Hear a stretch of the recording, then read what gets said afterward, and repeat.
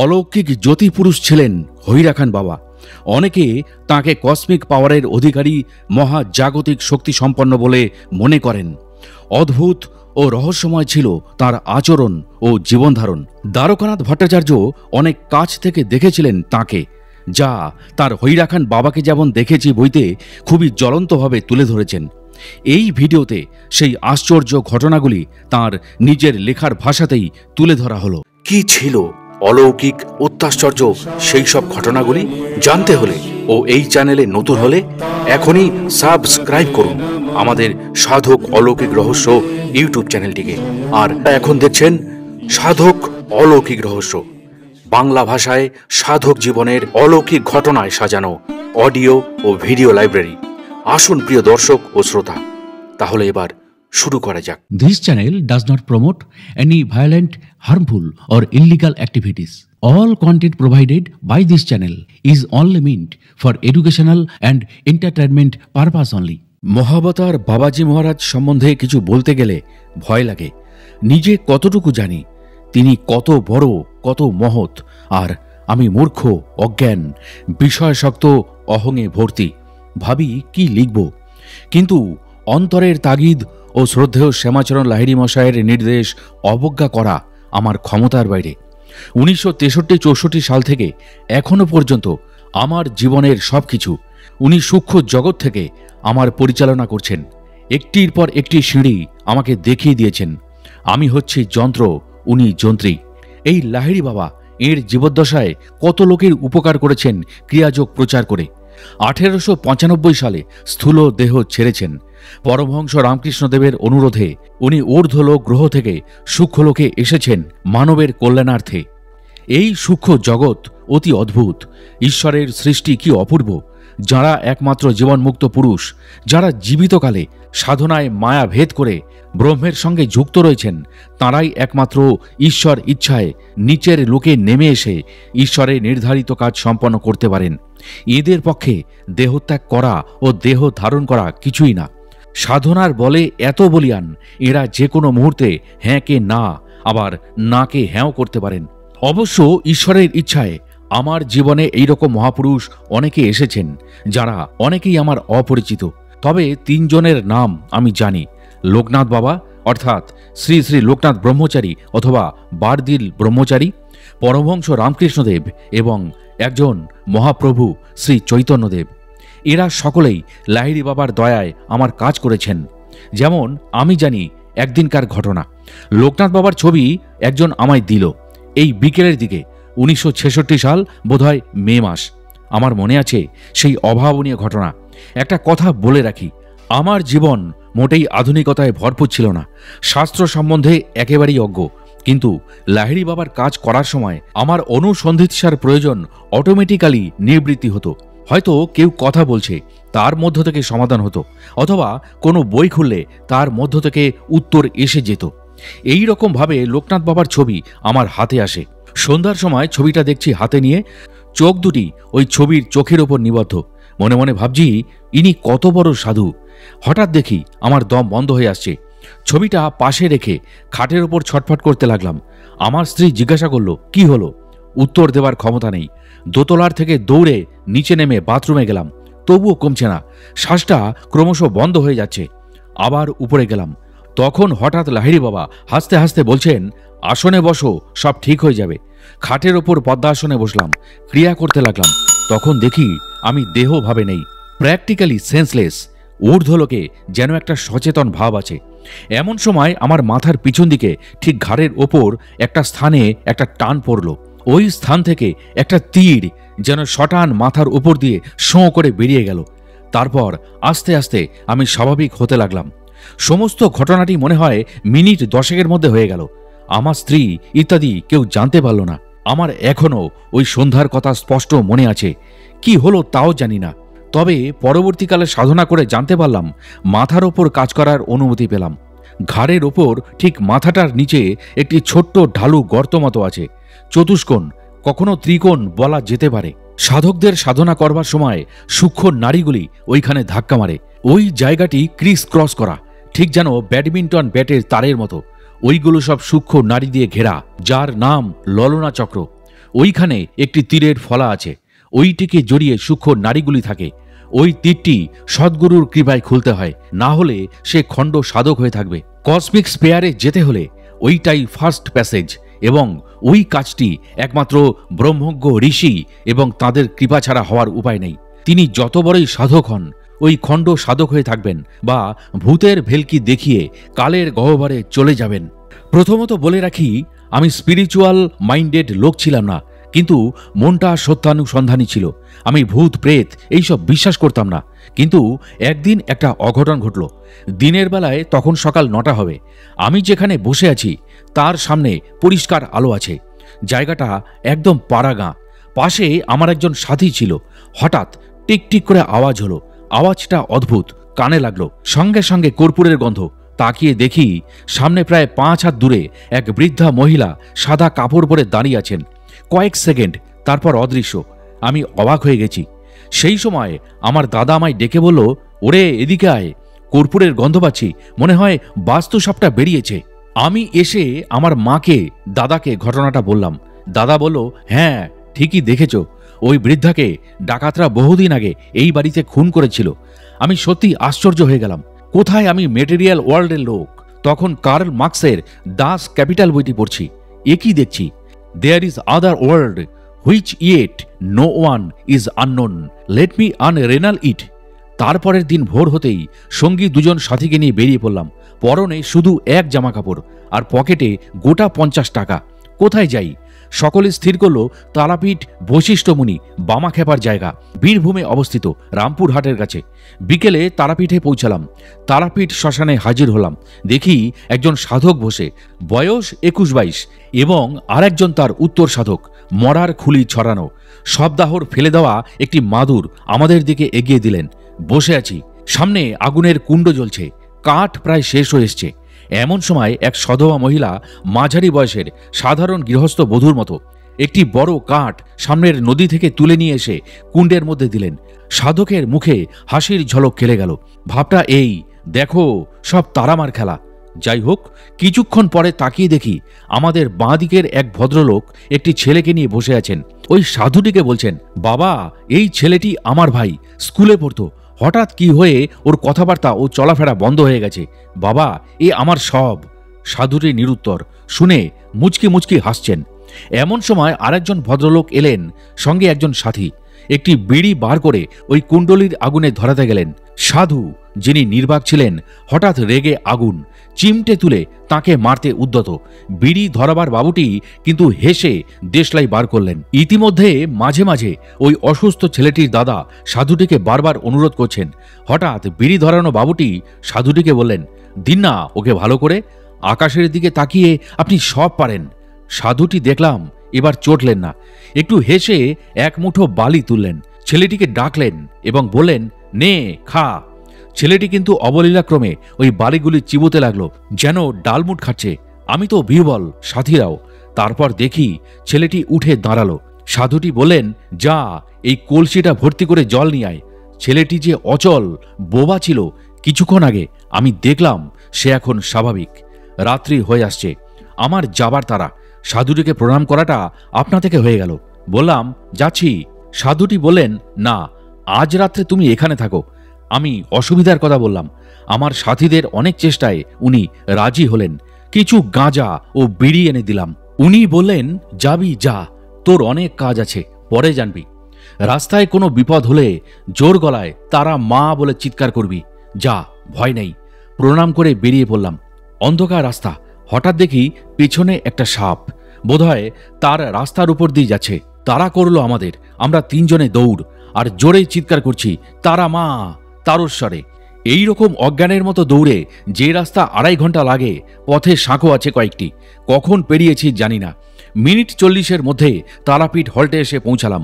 হাঁপাচ্ছি আর ভাবছি আমার থিওরির কথা। অত হাম্বাক ছিলাম। যাই হোক, বুঝলাম আমার চিন্তাধারা আমূল পরিবর্তন হতে লাগলো। এই সময়ে বোধহয় 1959-60 সালের কথা। মানুষের একটা রোগ আছে, মন বুদ্ধি হেরে গেলে অহং থেকে যায়। আমারও ছিল। পকেটে পয়সা ছিল তখন, ব্যাচেলার, কোনো দায় দায়িত্ব নেই। কিন্তু মনে একটু ঘুণ ধরল। কলকাতায় আছি, আমার বর্দা স্বর্গত হঠাৎ একদিন আমায় বললেন, চলো তোমায় একটা জায়গায় নিয়ে যাই। গিয়ে দেখি হাওড়া অঞ্চলে চামড়িয়ায় বাড়ি। বোধহয় 3 তলা কি 4 তলায় নিয়ে গেলেন। একটি ঘরের মধ্যে ঢুকলেন। সামনে একজন দাড়িওয়ালা বৃদ্ধ সাধু বসে। পরে তার নাম শুনলাম ভূপেন্দ্রনাথ সান্যাল। ইনি লাহিড়ী বাবার ডাইরেক্ট শিষ্য। আমি প্রণাম করতে উনি হঠাৎ ঝুঁকে পড়ে আমার দিকে কি দেখলেন, মৌন ভদ্রলোককে। হঠাৎ দাদাকে আমাকে দেখিয়ে ভাবভঙ্গিতে কি বললেন আজও আমি জানি না। দাদা বহুদিন ইহলোক ছেড়ে চলে গেছেন। তখন কি জানতাম এই লাহিড়ী বাবাই আমার জীবনের সবকিছু হবেন। এরপরে অনেক কথা।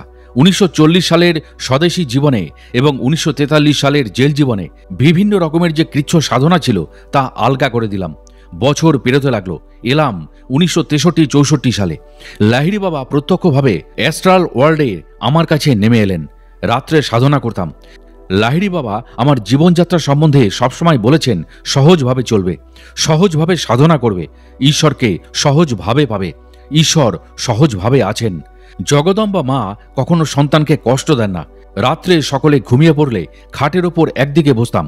লাহিড়ী বাবার চেহারা 1 হাত 1.5 হাত খাটের উপরে থাকত। তাকিয়ে দেখতাম উনি হাসতেন। ভাইব্রেশনের মধ্যে উনি কথা বলতেন। ঠোঁটটা মাঝে মাঝে মনে হতো নড়ছে। চোখ দুটো জলজল করত। তবে শরীরটা ছিল তামা ও সোনা মেশানো। এখনও তিনি আমার কাছে প্রত্যক্ষ।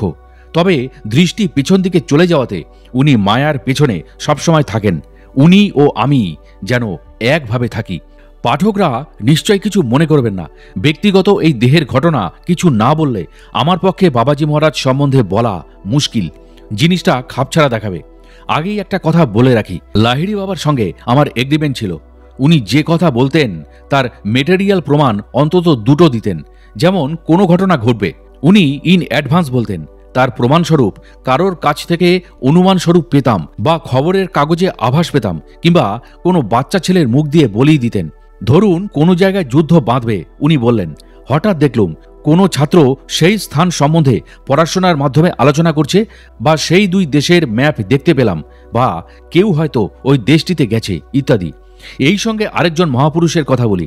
ইনি কেন যে এসেছিলেন আজও আমার কাছে অপরিজ্ঞাত। শুভ্র বলিষ্ঠ চেহারা, গায়ে ফতুয়া, সাদা দাড়িতে ভর্তি। সূর্য ফুটে উঠবার আগে হঠাৎ একদিন ভোর রাত্রে ঘুম ভেঙে গেল। আমি পূর্ব ও পশ্চিম হয়ে শুয়ে আছি খাটের ওপর। উনি দক্ষিণ থেকে উত্তর মুখে বসে আছেন। চমকিয়ে উঠলাম। তখন আমার অবস্থা এক অভূতপূর্ব। আধা জাগা আধা ঘুমানো, কিন্তু প্রত্যক্ষ ওকে দেখছি। আমার মনে হলো আমি যেন অনেক উপর থেকে নামছি। 2-1টি নারকেল গাছ যেন বাঁকা অবস্থায় আকাশে ঝুলছে। কোনো তারা, আকাশে কিছু নেই। আমার ভেতরে স্তম্ভিত ভাব। তারপর নিচে নেমে দেখি আগের সেই মহাপুরুষটি বসে। একবার মনে হলো উনি আমার সেই পুরনো রাজনৈতিক আদর্শের গুরু। চেহারার মধ্যে হাসি নেই, মমতা নেই।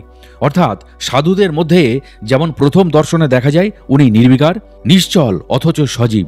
আমার কাজ করে হঠাৎ বাতাসের মধ্যে ভ্যানিশ হয়ে গেলেন। এই দর্শন লাহিড়ী বাবার দর্শন থেকে আরও প্রত্যক্ষ। অর্থাৎ যেমন আমরা প্রত্যক্ষ দেখি বা কথা বলি, এমন পার্সোনালিটির মানুষ আমি জীবনে দেখিনি। এরপর দেখি আমার দেহে তীব্র জ্বর, গায়ে কতগুলি ফুসকুড়ি বেরিয়েছে। যেহেতু ক্যালকাটা পোর্ট ট্রাস্টে কাজ করি, তাই পোর্টের ডাক্তার এলেন। বললেন গায়ে জার্মান টাইপের মিসেস বেরিয়েছে। এ অসুখ তো এদেশে হয় না। আমার স্মৃতি একটু অবাক হলো। তবে তিনি কি সেই? চুপ করে রইলাম। ডাক্তারকে কিছু বলেনি, কারুকে না। আমার অব্যক্ত বেদনা আজও সেই মহাপুরুষের দিকে তাকিয়ে রয়েছে। তিনি কি অপূর্ব! তাকে সহস্র কোটি প্রণাম। ঠাকুর পরমহংস নরেন্দ্রনাথ অর্থাৎ স্বামীজি যা বলেছিলেন, আমার বোধহয় কিছুটা সেই রকম হয়েছিল। আজও সেদিনের কথা ভাবলে আমি বোবা হয়ে থাকি। তিনি কোথায়, কবে আসবেন আমার জীবনে কে জানে। আমি তো যন্ত্র। তিনি নিশ্চয়ই আমার মঙ্গল চান, অলক্ষ্যে অপেক্ষা করছেন আমার আধ্যাত্মিক প্রস্তুতির জন্য। হয়তো হবে, কবে তিনিই জানেন। এই রকম করে আমার জীবনের বাতায়নে কত কি ঘটল। আমার জীবনবোধ তৈরি করতে এরা কত না সাহায্য করেছেন। পরিবর্তে এরা তো কিছুই চাননি। এমনকি ভালোবাসা, শ্রদ্ধা তাও আমায় জানবার সুযোগ দেননি। হৈরা খান বাবা বা বাবাজি মহারাজ, ইনি তো দেহধারী ভগবান। কোথায় একে তো আমি কিছু দিতে পারিনি। নিজেকে মনে হয় ঘৃণার যোগ্য। বাবাজি তো কতবার এই রকম আমার কাছে এসেছেন, আমি তো তেমন করে উজাড় করে দিতে পারিনি। আমি জানি আমি একজন অপদার্থ। এদের করুণা ছাড়া আমার উপায় নেই। হৈরা খান বাবাকে যেমন দেখেছি এবং সাধু দর্শন, আমারই বইটি পড়ে শ্রদ্ধেয় সীতারাম দাস ওঙ্কারনাথ ঠাকুর খুব খুশি হন। তাঁর শিষ্য শ্যামল বোস আমায় জানান যে শ্রদ্ধেয় সীতারাম দাস ওঙ্কারনাথ ঠাকুর বলেছেন, হৈরা খান বাবা হচ্ছেন ত্রম্বক বাবা, প্রসিদ্ধ যোগী। ওকে কলকাতায় নিয়ে এসো, সাধারণের উপকার হবে। তাঁর শিষ্যরা পাগল হৈরা খান বাবা বা বাবাজিকে দেখে। আমি তাদের তন্ময় ভাব দেখে অবাক হয়ে যাই। তাদের উক্তি কত প্রবল আর আমি কত তুচ্ছ। চিন্তার স্রোতে এক এক করে পুরনো ঘটনা মনে পড়ছে। কত লোক লাহিড়ী বাবার অমৃতবাণী শোনার জন্য আসত, কত ভক্তি দেখাতো। আজ তারা কোথায়?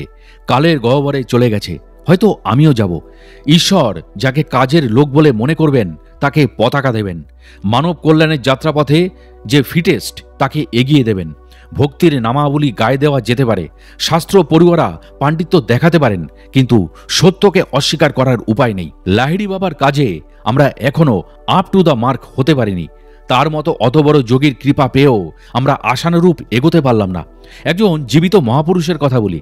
তিনি লাহিড়ী বাবাকে সহস্র কোটি নমস্কার করে বলেছেন, ওরা তো এক একজন গ্রহ, হ্যাঁ কে না এবং না কে হ্যাঁ করতে পারেন। দরকার হলে শিবের জটা নাড়িয়ে লক্ষ লক্ষ লোক সৃষ্টি করতে পারেন, কিন্তু আমাদের তো তা হবে না। আমাদের প্রতিটি ঘটনা লোক দিয়ে করতে হয়। Everything is our calculate material affair. আমরা তো অত উঁচু পর্যায়ে উঠিনি। এখন বুঝি লাহিড়ী বাবার করুণা কত আমাদের ওপর।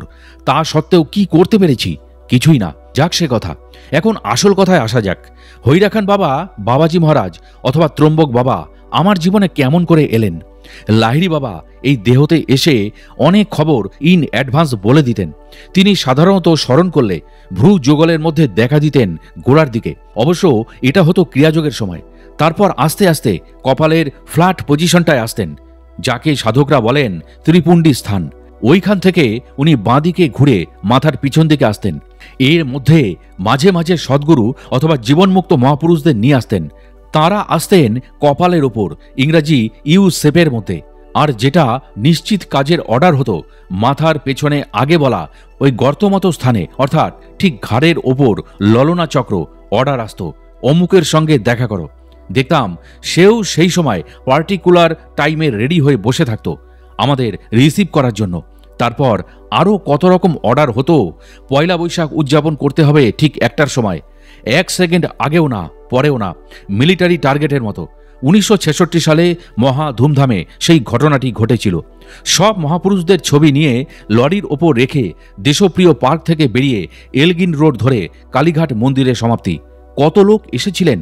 ঠাকুর রামকৃষ্ণ, বুদ্ধ, চৈতন্যদেব, নেতাজি ইত্যাদি অনেক ছবি নিয়ে শোভাযাত্রা। এই শোভাযাত্রায় কি হৈহুল্লোড় হয়েছিল! হেমপ্রভা মজুমদারের পুত্র শ্রী সুশীল মজুমদার কারেক্ট টাইম দেখার জন্য নিয়ে এলেন একটি বিশেষ যন্ত্র।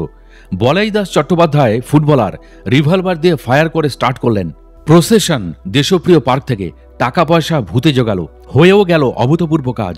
আজ অবাক হয়ে ভাবি, অ্যাস্ট্রাল ওয়ার্ল্ডের মহাপুরুষরা কত কারেক্ট। এখনো একটা ফিল্ম তোলা রয়েছে ওই শোভাযাত্রার। দিন চলে যাচ্ছে। আজ হৈরা খান বাবার চরণে উপস্থিত। পরীক্ষা নিরীক্ষা কত হয়েছে। কত পুরনো বন্ধু ধৈর্য হারিয়ে চলে গেছে। আজও মনে পড়ে পুরনো কিছু কথা। আমার পুরনো এক সাথী, এখন পশ্চিমবঙ্গের একজন ক্যাবিনেট মন্ত্রী, একদিন আমাদের সঙ্গে একটি বাড়িতে বসলেন। লাহিড়ী বাবাকে কমেন্টস কনসেন্ট্রেশন করে আনা হলো। এটা পাতঞ্জলি নিয়ম। হঠাৎ লাহিড়ী বাবা ওই মন্ত্রী মহোদয়কে বললেন, তোমার একজন প্রিয় বন্ধু মারা যাবে। মন্ত্রী মহোদয় তো অবাক। আবার বললেন, হ্যাঁ গো, তোমার খুব নিকটের ঘনিষ্ঠ, একটু তার সেবা করো। মন্ত্রী বন্ধুটি তো হতবাক। তার নিজের স্ত্রী যে প্রিয় বন্ধু হতে পারে খেয়াল করতে পারলেন না। হপ্তাখানেক বাদে তিনি ইহলোক ত্যাগ করলেন। মন্ত্রী মহোদয় তো কান্নায় ভেঙে পড়লেন। এই রকম কত ঘটনা। পুলিশের আইজি ইত্যাদি কত এসেছিলেন। এখন আমার জীবনের পথ থেকে তাঁরা অনেক দূরে চলে গেছেন। লাহিড়ী বাবার আশীর্বাদ পেয়েছেন তারা, হয়তো ভুলেও গেছেন, কিন্তু আমি ও লাহিড়ী বাবা সেই একই আছি। আরও কত আসবে। এই প্রকৃতির ভাসমান সমুদ্রে আমিও ভাসছি। সংসারের আবর্তে ঘুরতে ঘুরতে কত জায়গার ঠেক খেয়েছি এবং আরও কত খাবো জানি না। তবুও লাহিড়ী বাবার শ্রীচরণ যুগল আমার সঙ্গে অবিচ্ছিন্নভাবে রয়েছে। স্মৃতিচারণে অনেক কথা মনে পড়ে। আমি শুধু এই ঘটনাগুলো বলছি পাঠকদের সুবিধার জন্য বা বোঝবার জন্য যে ঈশ্বরতুল্য মহাপুরুষরা কত সক্রিয়, কত দয়াবান। একটু ডাকলেই তাঁরা সাড়া দেন। আর একটা দুঃখের ঘটনা বলছি পান্নালাল ভট্টাচার্য সম্বন্ধে। অত বড় শ্যামাসঙ্গীত শিল্পী বোধহয় বর্তমানকালে জন্মায়নি। কি চমৎকার গলা, ভাব মিশ্রিত আমরা সকলে জানি।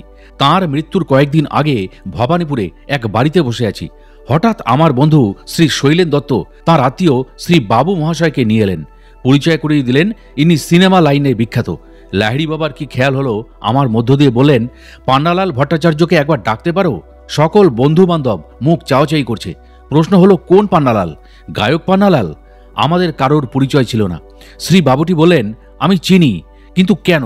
উনি আবার আমার মাধ্যমে বললেন, ওকে খুব তাড়াতাড়ি আমার কাছে নিয়ে এসো, ওর খুব বিপদ। সুশীলবাবু হ্যাঁ বললেন। ইতিমধ্যে শ্রী বাবুটি বাড়িতে গিয়ে খুব জ্বরে পড়লেন, উঠে বসার শক্তি হারিয়েছেন। ঘটনার পর 3 দিনের দিন জানা গেল পান্নালাল বাবু আত্মহত্যা করেছেন। আমরা সকলে আফসোস করতে লাগলাম। আর একজন মহাপুরুষ প্রথম থেকে সব ঘটনা শুনে বলেছিলেন, তোমরা অপদার্থ, এই সব মহাপুরুষদের বাণী শুনে ওই মহৎপ্রাণ লোকটিকে বাঁচাতে পারলে না। এই সব মহাপুরুষরা যা বলেন ইমিডিয়েট অ্যাকশন নেবে, না হলে তোমাদের বিপদ। তাই ভাবি লাহিড়ী বাবা কত কি করেছেন, দেখে শুনে আস্তে আস্তে দূরে সরে এসেছি। স্মৃতিগুলি মাঝে মাঝে আমার মাথা গুলিয়ে দেয়। বালির ওপর ঘর করা ঠিক হয়নি।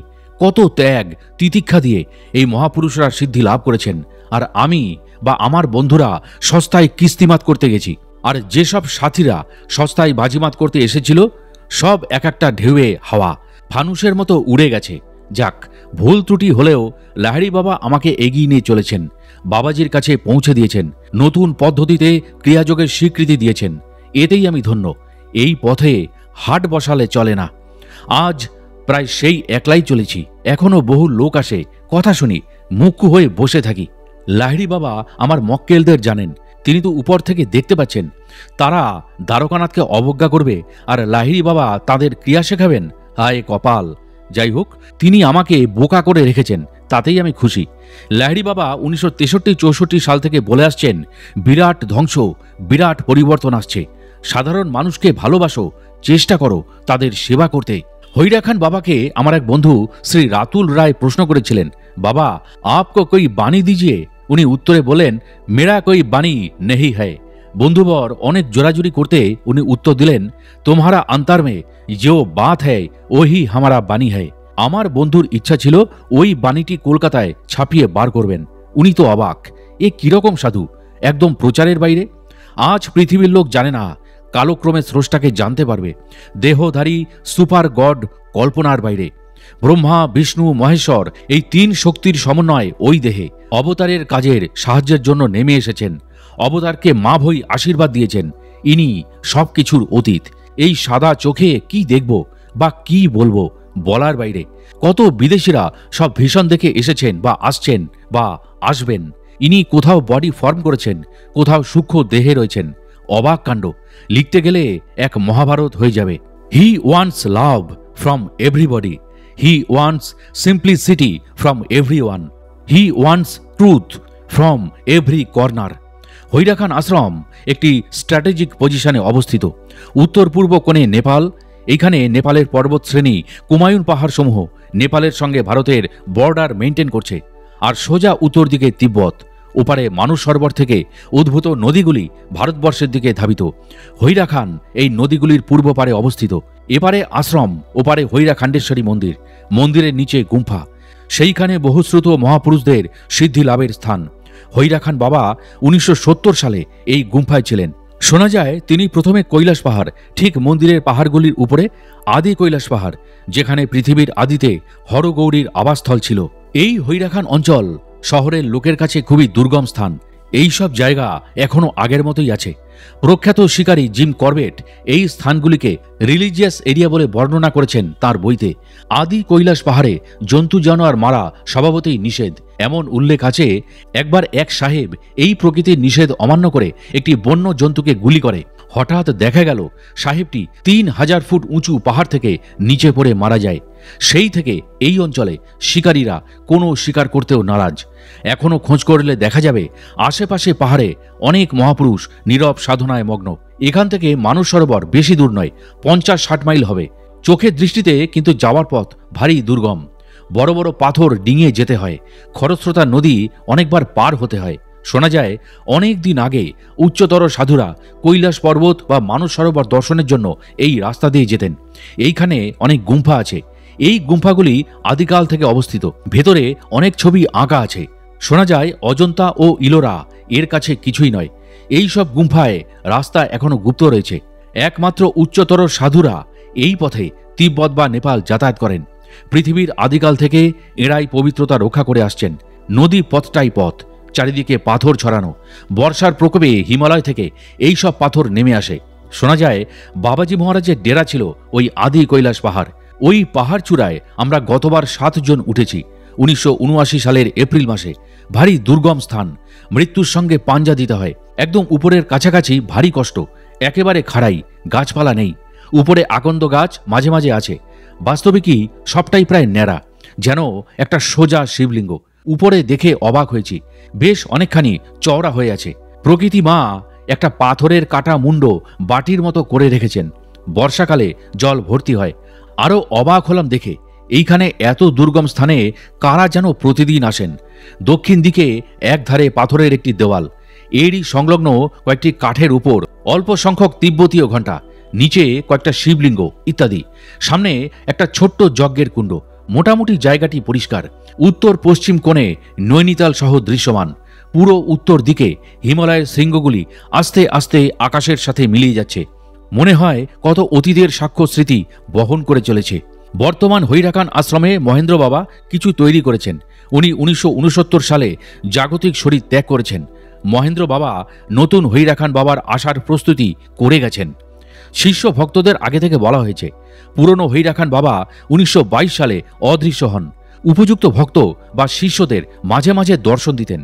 এঁরই যোগ্য শিষ্য প্রথম শ্রদ্ধেয় শ্যামাচরণ লাহিড়ী, বর্তমান ক্রিয়াযোগের স্রষ্টা। দ্বিতীয় মহেন্দ্র বাবা, এবং আরও অজানা অনেকে আছেন। মহেন্দ্র বাবা উত্তর ভারতে অনেক কাজকর্ম করেছেন। প্রচুর ভক্ত শিষ্য আছে। ইনি মন্ত্র দ্বারা দীক্ষা দিয়েছেন। এঁরই লেখা চরণাশ্রিত বইতে বলা আছে, হৈরাখান বাবা বা বাবাজি মহারাজ একই লোক, এবং শ্যামাচরণ লাহিড়ী যে হৈরাখান বাবা বা বাবাজির শিষ্য সেই সম্বন্ধে পরিষ্কার বলাও আছে। মহেন্দ্র বাবার একটি সহজ যোগ আছে, তার নাম মনসা যোগ। স্মরণে সবসময় গুরুকে মন জগতে রাখা। খাওয়া পড়া সব কাজেই যেন গুরুর ছায়ারূপে ভক্ত বা শিষ্য কাজ করছে। এই যোগ খুব সহজ। সঙ্গে সঙ্গে গুরুর দেওয়া মন্ত্র জপ করতে হবে। এখন মহেন্দ্র বাবার কিছু পরিচয় দেওয়া দরকার। উনি একজন সিদ্ধ পুরুষ। বৃন্দাবন ধামে ব্রহ্মকুণ্ডতে শাম্ব সদাশিব কুঞ্জে মহেন্দ্র বাবার আশ্রম আছে। হৈরাখান বাবা বছরে কয়েকবার যান। ইনি আগেকার হৈরাখান বাবা বা বাবাজি মহারাজের মন্ত্রশিষ্য। 19 শতাব্দীর প্রথম ভাগে বিহারের কোনো অঞ্চলে তাঁর জন্ম। খুব অল্প বয়সে, মনে হয় বছর 5-6 বয়সে বাবাজি মহারাজ তাঁকে দীক্ষা দেন। স্বপ্ন অথবা প্রত্যক্ষ হতে পারে। তারপর থেকে তিনি ভগবৎ সাধনায় মত্ত। বাবাজি মহারাজকে দর্শনে পাওয়ার জন্য তিনি সর্বত্র ঘোরেন। শেষ পর্যন্ত বৃদ্ধ বয়সে তিনি গুজরাটের কোনো এক অঞ্চলে ছিলেন। তখন তিনি প্রায় অন্ধ। এই সময় বাবাজি মহারাজ তাঁকে দর্শন দেন এবং অন্ধত্ব সারিয়ে দেন চোখে হাত দিয়ে, এবং বলেন হৈরাখানে আসতে। তিনি নৈনিতালের কাছাকাছি হৈরাখানে আসেন। এখানে তার ভগবৎ প্রীতি প্রচার হয়। বহু লোক তার শিষ্যত্ব গ্রহণ করেন। বর্তমানে হৈরাখান আশ্রমের তিনি অনেক সংস্কার করেছেন। দেহত্যাগ করবার আগে কয়েকজনকে তিনি বলে যান, পূর্বের হৈরাখান বাবা নতুন কলেবর ধারণ করে আসছেন। এদের মধ্যে শাস্ত্রীজি অর্থাৎ আলোয়ার রাজস্থানের, ও ফকির বাবা যিনি CS রানা, ইনি নেপালের রানা পরিবারের লোক, ইত্যাদি প্রধান। তিনি কতগুলো চিহ্ন বলে যান। শিব মন্ত্রপুত কতগুলি শ্লোক তিনি শিষ্যদের স্মরণে রাখতে বলেন। হৈরাখান বাবার আবির্ভাব হওয়ার কয়েক বছর আগে তিনি মরদেহ ত্যাগ করেন। শোকাপ্লুত শিষ্যরা অপেক্ষা করতে থাকেন। এমন সময় 1970 সালের জুন মাসে হৈরাখান বাবাকে বালক রূপে হৈরাখান্ডেশ্বরী তলায় গুম্ফার মধ্যে সাধারণত দেখা যায়। আবার কেউ কেউ বলেন তিনি আশ্রমে এসেছিলেন। এরা এই হৈরাখান বাবাকে বার করে নিয়ে আসেন। মহেন্দ্র বাবার প্রাক্তন শিষ্যরা হাজির। চিহ্নগুলি মিলে গেল। শ্লোকগুলি বালক বলতে লাগলো। তারা তো অবাক, এও কি সম্ভব? বারে বারে পরীক্ষা নিরীক্ষা করে তারা বালকরূপী হৈরাখান বাবা বা বাবাজি মহারাজকে চিনতে পারলেন। এই সময় বালক হৈরাখান বাবার এত উজ্জ্বল চেহারা ছিল, শোনা যায় তার দিকে কেউ বেশিক্ষণ চেয়ে থাকতে পারত না। তার তত্ত্বকথায় পরিপূর্ণ পাণ্ডিত্যে সকলেই আনন্দিত। শোনা যায় অনেক প্রাচীন মহাত্মা ওকে এসে প্রণাম করতেন এবং ওর আশীর্বাদ নিতেন। এরা সবাই হিমালয়ের বিভিন্ন পাহাড়ে এখনও সাধনা করেন এবং ভারতবর্ষের বিখ্যাত লোক। যাই হোক, হৈরাখান যেতে হলে 2টি বা 3টি রাস্তা আছে। ওকাল ডাঙ্গা হয়ে যাওয়া যায়, পথটা একটু লম্বা, 2টি উতরাই চড়াই সাংঘাতিক। আরেকটা পথ আছে পাহাড়ের ধার দিয়ে যাওয়া যায়, সেটিও বিপদসংকুল। 2 দিকের পথেই জঙ্গলে বাঘ ভাল্লুক প্রায় দেখা যায়, ওরা গরু মোষ প্রায় শিকার করে। আরেকটা পথ নিচ দিয়ে, নদী শুকালে তার উপর দিয়ে যাওয়া যায়। প্রকৃতির উপরে যাওয়া আসা নির্ভর করে। 18ই সেপ্টেম্বর 1980 সালে এবার যখন 7 বন্ধুকে নিয়ে হৈরাখান যাই, রাস্তায় এই দেহ প্রায় অজ্ঞানের মতো হয়ে গিয়েছিল। একজন পাহাড়ি সাথী ও কৃষ্ণনগরের শ্রী কালীপদ বিশ্বাস থাকাতে আমি বিপদ মুক্ত হই। যাই হোক, হৈরাখানে গিয়ে বাবার চরণ স্পর্শ করতেই আবার শরীরে বল সঞ্চয় হলো। এই বিষয়ে আমি এর আগেও অনেকবার অনুভব করেছি। যখনই শরীর কোনোভাবে অসুস্থ হয়, বাবাকে স্পর্শ করলেই দেখেছি সেই যন্ত্রণা লাঘব হয়। আমি তো আধ্যাত্মিক লোক নই, জানি না এটা কেমন করে হয়। হৈরাখানে থাকাকালীন কসমিক রের এত প্রভাব যে ওই স্থান ত্যাগ করলেও কম করে 10-15 দিন বাদে কলকাতায় পৌঁছানোর পরও শরীরে একটা গরম ভাব থাকে, অর্থাৎ এক্সট্রা ভাইটালিটি, যেটা নর্মালি অভাব বোধ হয়। আমার বন্ধুদেরও মতামত একই। 1980 সালের 19শে সেপ্টেম্বর বাবার কাছে আশ্রমে বসে আছি। ওম নমঃ শিবায় সঙ্গীতে চারিদিকে মুখরিত। আমি অবাক হয়ে তাকিয়ে দেখছি, শরীর কসমিক রেতে উত্তপ্ত হচ্ছে। দূরে 2জন বিদেশি ভদ্রমহিলা শাড়ি পরিহিতা, চারিদিকে রাত্রির অন্ধকার। বাবার কাছে 2-1টি মোমবাতি জ্বলছে, দূরে 2টি লণ্ঠন আছে। সবই যেন একটা অলৌকিক মোহময়। হঠাৎ মনে হলো হৈরাখান বাবা যেন মুকুট পরে রয়েছেন। এই স্থানটি যেন দেবভূমি। দূরে দণ্ডায়মান বিদেশি মহিলা 2জন যেন স্বর্গের অপ্সরা। সমগ্র পরিবেশটি আমার চোখের সামনে। মনে হচ্ছে অশরীরী মহাপুরুষরা ঘুরে বেড়াচ্ছেন, স্বর্গের দেবদূতরা বসে আছেন। স্বর্গীয় সঙ্গীত আকাশে বাতাসে হিল্লোল তুলছে। মনে হলো আমার দেহ হতে আমি বিচ্ছিন্ন। আমি যেন এই আদিকালের এক সূত্রেই বদ্ধ, মন্ত্রমুগ্ধের মতো বসে আছি। পরে কলকাতায় এসে শ্রী রাতুল রায় তার একই রকম অভিজ্ঞতার কথা বলেছিলেন। আমাদের সব বন্ধু বান্ধবেরা মোটামুটি একই রকম ভাব অনুভব করছি। সকলে মোটামুটি স্বীকার করলো। এর পরের দিন 20 তারিখ হৈরাখান আশ্রমে আমরা ভোরে ওঠার কথা ভাবছি। এমন সময় আমাদের এক বন্ধু জানালেন, হৈরাখান বাবা আমাদের অর্থাৎ কলকাতার বাবুদের দেখাশোনার ভার এক অসমিয়া দম্পতির উপর দিয়েছেন।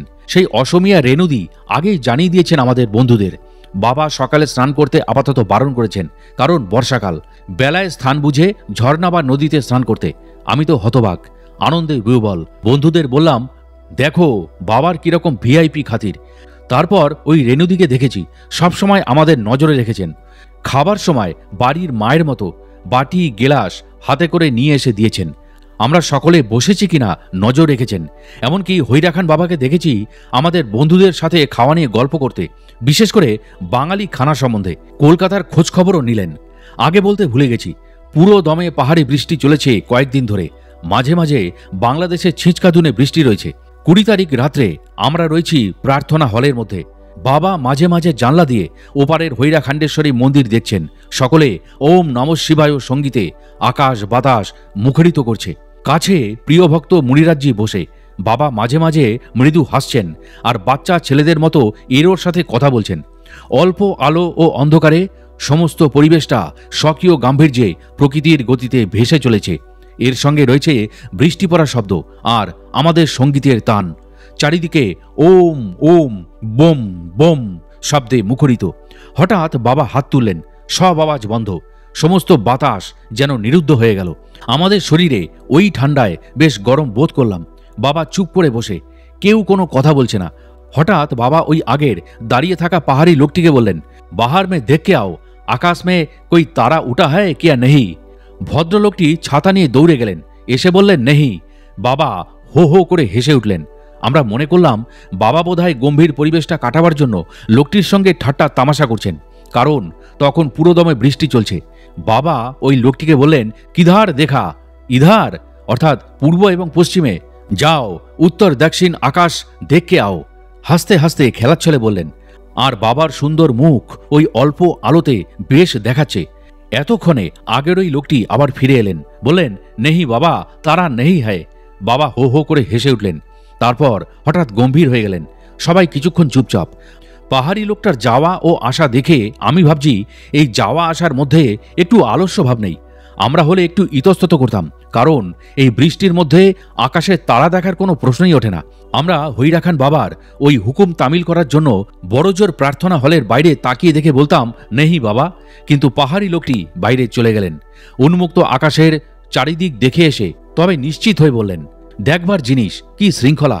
এইখানে বাবার ভক্তদের দেখলে বোঝা যায়, মনে হয় আমরা কত অপরিপক্ক, এরা কত অ্যাডভান্স। ভাবছি আর বাবার দিকে চুপ করে বসে তাকিয়ে রয়েছি। একমাত্র বৃষ্টির আওয়াজ ছাড়া আর কিছুই নেই। হঠাৎ খেয়াল হলো পরিবেশটার পরিবর্তন হচ্ছে। বাবার দিকে তাকিয়ে রয়েছি, বাবার গা দিয়ে একই দেখছি, অবাক কাণ্ড। চোখটা একটু পরিষ্কার করে আবার দেখলাম, না, এ তো সত্যি। সমস্ত শরীর দিয়ে লকলক করে কসমিক রেড খেলা, হাতে, বুকে, মাথায়, সর্বত্র। প্রায় মিনিট দুয়েক সমস্ত ঘরটি মনে হলো ফুল অফ রেজ, অগ্নিকণা চারিদিকে বিচ্ছুরিত। এ যেন অবিশ্বাস্য। বাবার দেহতে কি হচ্ছে? আমাদের মতো সাধারণ মানুষদের চোখে এ তো দেখবার কথা নয়। আমি অবাক হয়ে বাবার দিকে চেয়ে রয়েছি। চারিদিকে সেই একই স্তব্ধতা। হঠাৎ আমার মুখ দিয়ে কথা বেরিয়ে এলো, বাবা, आपको देह से कस्मिक रे चार तरफ निकालता है बाबा, ये क्या बात? আমার প্রশ্নের কোনো উত্তর নেই, বাবাও নিরুত্তর। হঠাৎ হইরা খান বাবা উঠে পড়লেন, কোনো কথা নয়। একজন ইউরোপিয়ান ভদ্রলোক ছাতা নিয়ে দৌড়ে গিয়ে ধরলেন। বাইরে মুষলধারে বৃষ্টি। আকাশের দিকে তাকিয়ে দেখলাম ঘন মেঘে ভর্তি। আমরা আমাদের হলঘরের দিকে এগোলাম বিছানা ঠিক করতে।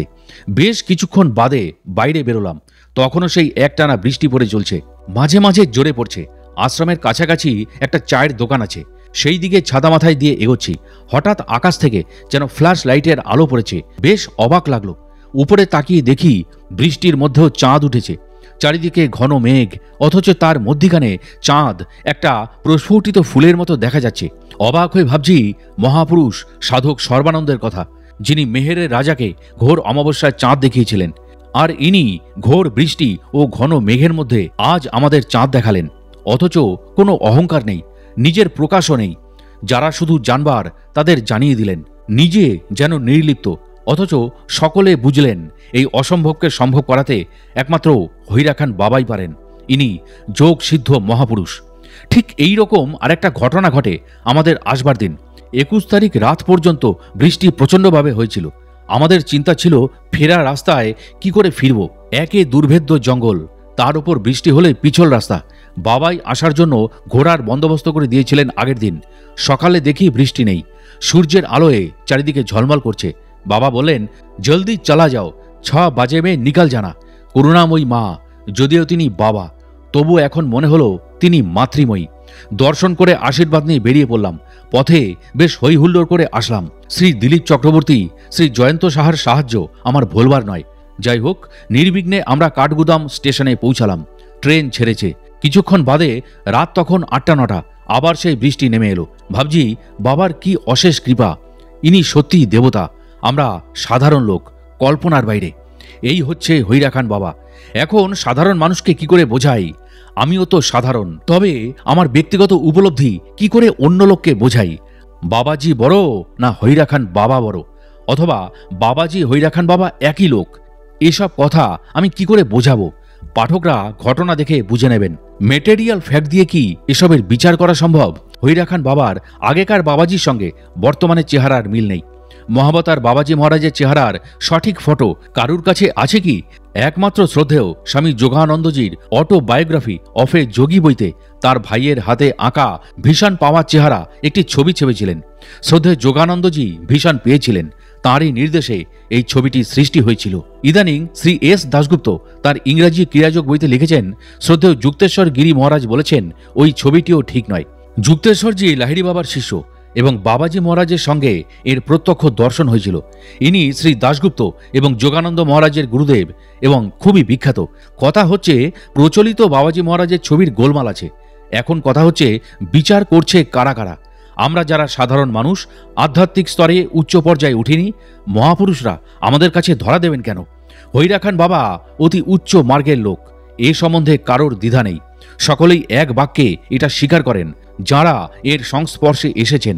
বাবাজি মহারাজ হইরা খান বাবারূপে দেহ ধারণ করে বর্তমানে রয়েছেন, কারণ কল্কি অবতারের কাজ সম্পূর্ণ করার জন্য পৃথিবীতে ইউনিভার্সাল ওয়াননেস এস্টাবলিশ করতে হবে। সর্বধর্ম সমন্বয়ে ধর্ম প্রতিষ্ঠা করতে হবে। 1986 সালের পর থেকে ওয়ান ওয়ার্ল্ড স্টেট তৈরি হবে, এরই প্রস্তুতি পর্ব চলেছে। এই কারণে হৈরা খান বাবা সাক্ষাৎ দেবতা সশরীরে বেরিয়ে এসেছেন। আরও অনেকে আছেন বা বেরোবেন। কে কিভাবে আছেন আমাদের মতো ক্ষুদ্র মানুষ কতটুকু জানতে পারে? পরিচয় না দিলে পরিচয় পাওয়া মুশকিল। অবশ্য একথা ঠিক, নকল নবী থাকতে পারে, কিন্তু সূর্যের কি পরিচয় দরকার? নকল যারা, তারাই বর্তমানে কলিযুগে ফুৎকারে উড়ে যাবে। অখণ্ড চৈতন্য শক্তি নেমে এসেছে। সত্য পূজারীরা এত বোকা নয়। ঠকবে হয়তো অনেকে, কিন্তু ঠকে শিখবে। এই হৈরা খান বাবার ক্ষমতা বা পরিচয় আমার মতো ক্ষুদ্র লোক কি বলবে? আমার মনে হয় হৈরা খান বাবা এ পৃথিবীর লোক নয়। চলা ফেরা দেখলেই মনে হয় he does not care anybody. মনের গহ্বরে অনেক সময় মনে হয় এরা সব দানিকেন সাহেবের বইয়ের মতো অন্য কোনো গ্রহের সুপারম্যান। দানিকেন সাহেবের বইতে এইসব অনেক কথা আছে। তিনি কলকাতাতেও এসেছিলেন, কারণ হৈরা খান আশ্রমের শিব মন্দিরের পাথর পাহাড় থেকে বিশেষ নির্দেশিত বা চিহ্নিত পাথরে তৈরি। আগেকার হৈরা খান বাবা এসব করেছেন। সিলেক্টেড স্টোনের ব্যবহার আশ্চর্য লাগে।